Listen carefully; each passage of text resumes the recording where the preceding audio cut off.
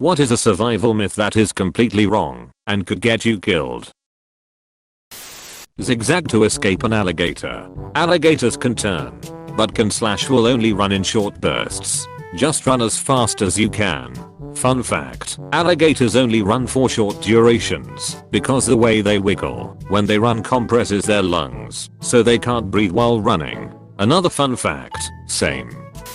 If you're driving during a tornado warning, don't get out of your car and climb up the side of an overpass to hide under a bridge. This myth became famous after amateur video of man and his daughter hiding under an overpass. But the one they chose had some unusual construction that offered them protection in a way most don't. Wind speed increases the higher you get from the ground, and the narrow passages can create a wind tunnel effect, taking the flying debris picked up by the tornado and sending it straight through you at 200 miles per hour or more. What about lying in a ditch? Genuine question. This is definitely something I learned growing up. Obviously, if your vehicle can take you to shelter before the tornado reaches you, do that instead. What I was taught is that if there are no other options, get in the ditch, get as low as possible, and protect your head as the tornado, hopefully, passes over. As for shelter, a basement or a cellar is preferable. If not, take shelter in the ground floor bathroom.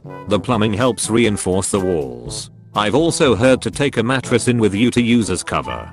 Debris being whipped around by high force winds is dangerous.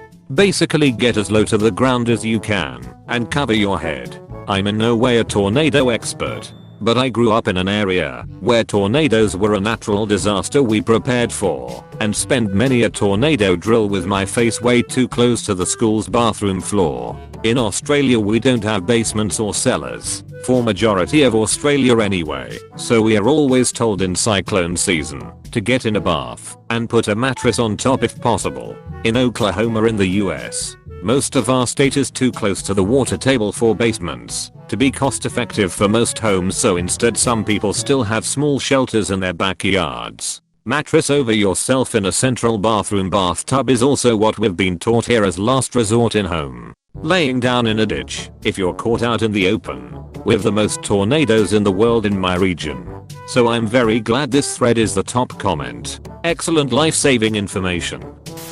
Do not try to leave a deserted island. If you are stuck, you will almost certainly die before someone spots you.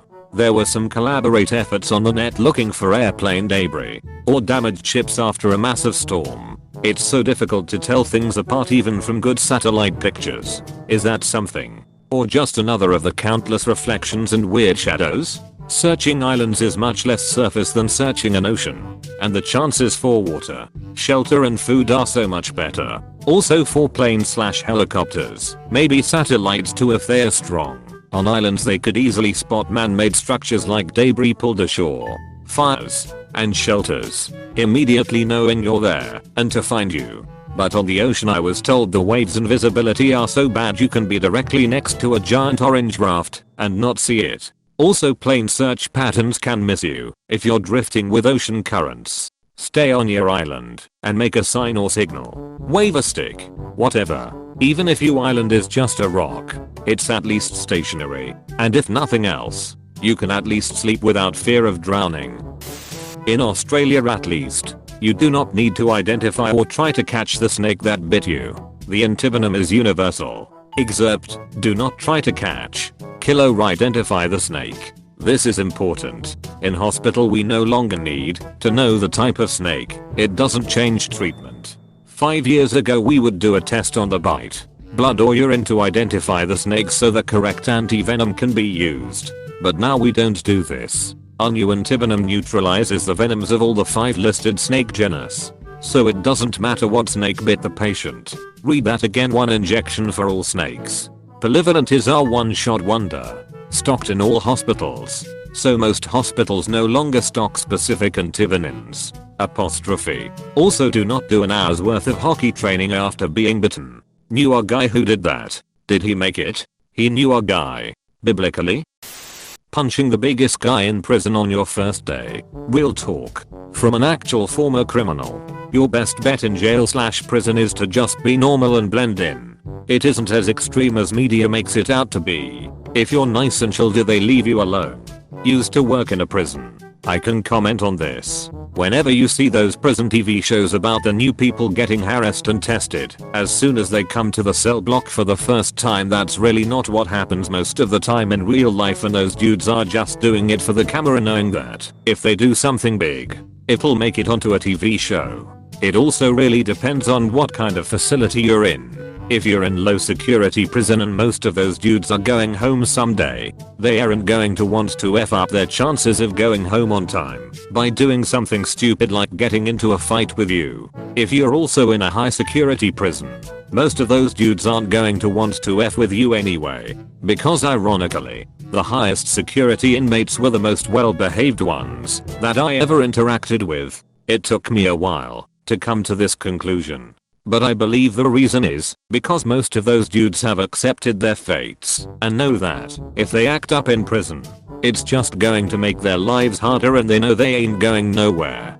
We had a small residential building in one of the facilities I worked at that came with the most privileges, and you had to meet a very strict set of post-incarceration behavioral criteria in order to be housed there. It was full of people with the worst crimes you can imagine: infanticide, incestual rape, murder, dismemberment, torture, animal abuse. The medium facilities are what's really going to get you though. Lots of one-ape tough guys in there who are doing their first long stint and have a chip on their shoulder with something to prove. Although still highly unlikely to be messed with, the medium security facilities do offer the highest chances of it. All in all, the way prison is portrayed in both reality and scripted TV shows and movies is laughable to anyone who's ever been on the inside, either side of the bars. The vast majority of people in those facilities are just people trying to live their lives the best they can under their current circumstances and won't go out of their way to cause trouble. Not to say it won't happen, but the best thing to do if you start to get effed with is to fight back. Stand up for yourself if somebody steals your stuff or cuts in line in the chow hall. Once people know that you'll put up a fight if you try to push them around, they'll leave you alone. That you can easily disarm someone holding you at gunpoint. Detroit urban survival flashbacks. Do not wander off to look for help.